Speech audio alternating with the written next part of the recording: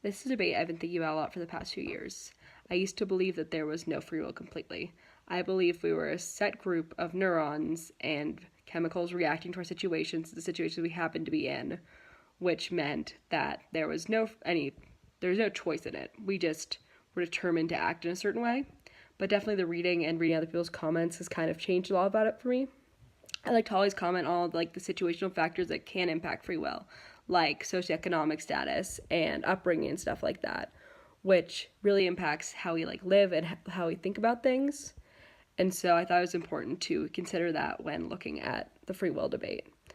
I also learned a lot more about the gray area in this because I used to think of it in a really binary way. So I thought of it either there's free will or there's no free will, and there's no in between. So now I think of it more as that we have both free will and there are constraints on our behavior. So we can behave in certain ways and we can choose how we behave, but it has to be in a set number of ways.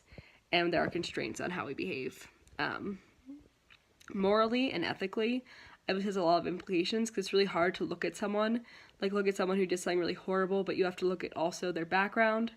I don't know, I've got a lot of issues with the legal system and how we treat things, but I don't believe that we could function in a society without free will, because if we function in a society without free will, we have to accept that no one actually should be held accountable for their crimes, and no one should be held accountable for their actions.